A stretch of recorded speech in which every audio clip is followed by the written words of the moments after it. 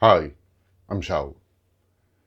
Today I would like to talk a little bit about composition. Composition is a design concept. It addresses the issue of how to place elements within the frame. It has three main purposes in photography. The first one is to make some order in the viewer's attention, suggest what is important in the frame, why the frame was taken, and also what is not so important. So the viewer's eye goes from what matters to you as the creator of that photograph to what is just there. The second function of composition is to prolong the gaze of the viewer when the frame is nice and balanced and there is interest all over it. The viewer's gaze will be circular. It will move in circles around the frame, and the photograph will be examined for a much longer time, making it more interesting to the viewer.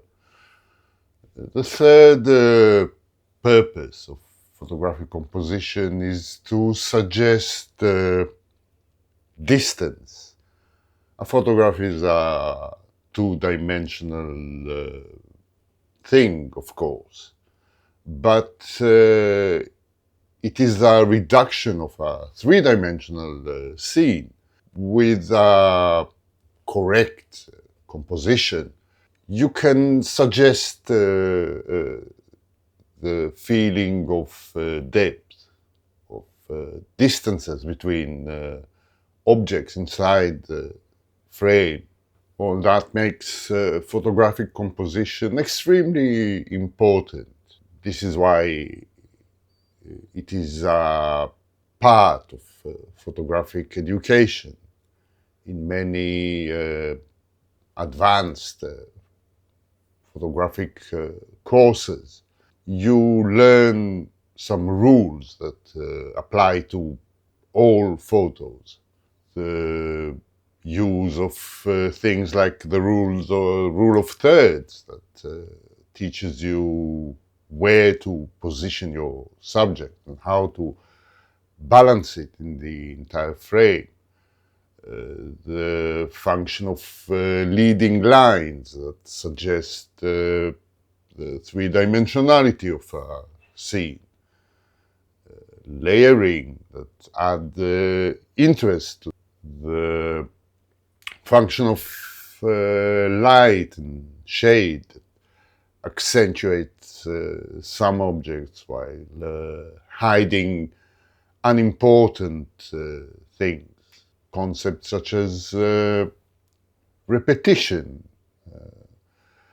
negative space that allows the eye to have a rest while scanning the image, and so forth and so forth. There are many rules that apply. I'm not going to make this video a composition lesson. Anyway, as you will shortly understand, I'm a little bit opposed to the concept of graphic design in photography, intentional graphic design. I mean, the truth is the concept of composition was copied or stolen from painting. But when making a painting, you start from scratch, from a white piece of canvas. and you have all the flexibility you want to create it from nothing. Photography is different. When you make a photograph, everything is already there. It's already in front of the camera. And there is very little you can do to change things.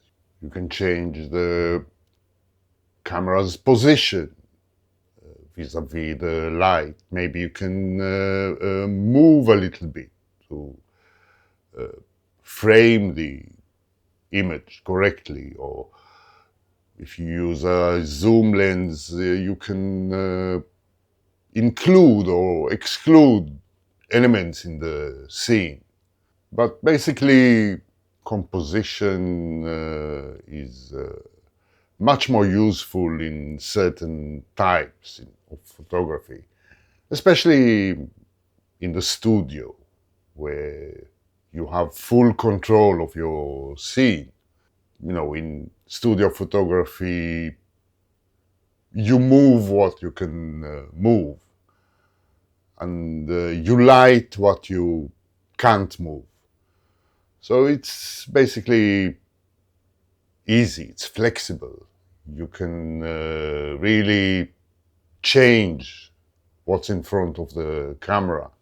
In other genres, such as landscape, you have all the time to compose the scene the way you like, the way the image will look interesting to the viewer. You can balance different objects in the scene. You can wait for the right light to appear and hit just the subject of your photograph. However, you don't have much control over what is in the scene. It's already there. In other genres, such as documentary photography of people, of situations, timing is the main concern. You want to capture certain gestures, certain emotions. You don't really have the attention span to look at things such as placement, such as balance, such as the perception of depth. So you are limited with your attention. It's like solving a four-dimensional puzzle, which is impossible to mortals, not in the short time we have to point the camera and make the exposure.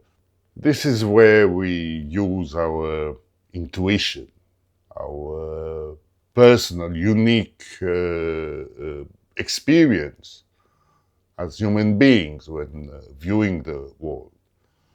We already have it in us. We've been using this technique and seemingly since we were born, and we actually know how to compose. Trying to override our natural sense for composition with those rules feels a little bit rigid. And photographers who do tend to engineer their photographs according to some rules are definitely losing something. They lose the ability to make the viewer follow their own line of thought when looking at that photograph. When you frame a shot, a quick one, a reactive one, you follow your own instincts, your own values, your own sense of what is important and what is not. And the rules of for composition, if you adhere to them at all times, will override that. Your photographs will probably be more liked in the aesthetic sense, but they will lack the emotion, the feeling of being there, the immersion. They will lack the continuity between the creator and the observer, which is essential to every piece of art. Adhering too much to the rules of composition will make your photos predictable. They will make them similar to many other photos made by humans or by AI. AI is trained on such photos, published photos that are correct. There's actually only one rule of composition that is crucial. Lose the tunnel vision. When looking through the viewfinder, start at the edges. Only then look at your subjects. It is too often that we put all our concentration on the subject, and we don't really see what's going on around them in the scene while taking the photograph. And that is the main issue that differs good photography from not so good one. Try to look at the world while viewing it through that little window, as if you were looking at the world with your eyes, without any instrument or window that separates you from it. And simply let your instincts do the rest. I can assure you that if your photographs continue the way you look at the world, the way your attention works, the resulting photograph will be interesting, will be immersive and nice to look at. One misconception is that you need directional and good quality light in order to create a perception of depth in your photographs. So you use light and shade. Sometimes you use artificial lighting in order to accentuate shape, form of certain areas in the scene, certain objects. But if you use a good optic with a nice rendering of curvature, and by extension a correct portrayal of distances in the frame, you don't need any special light. The following photographs did not have any light in them. They were taken in the shade or on cloudy days. There's very little shade in them.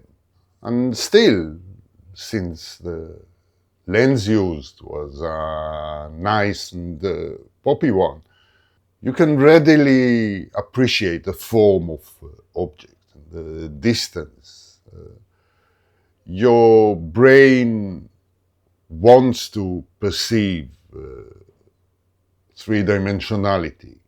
Modern lenses do not allow the brain to perceive it from the two-dimensional photographs. Older, more dimensional, poppier lenses do not form this screen that adds a layer, an invisible layer of flatness to the photograph. So get yourself at least one nice dimensional lens. In previous videos, I made some suggestions. I'm not going to get into it here. There are plenty of options, maybe not very new ones, but over the history, the evolution of optics, there were thousands of such lenses made. It's only recently that flatness, clinical feel of rendering took over. The camera, the optics, are a necessary evil.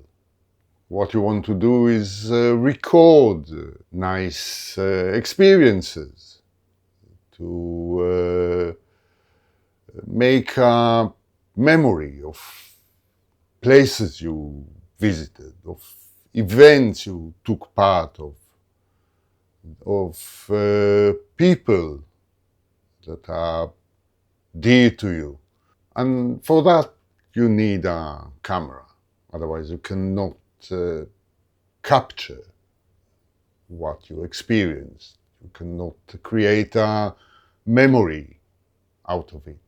You can let go of all those rules, of all those settings, all this rigidness that tries to turn the task of capturing those moments into a technical challenge, into a rigid framework of rules. You don't really have to do that. The cameras these days are very sophisticated. They can do all the calculations for you, freeing your attention from considerations of how exactly the photograph is made, how the capture is made, and letting you concentrate on the experience of being there, on being present in a situation with a person. Another set of rules is the last thing you need. I hope that was insightful to you. And if you like this video, please consider buying me a coffee. It's a nice gesture between gentlemen. Thank you for watching, and see you again soon.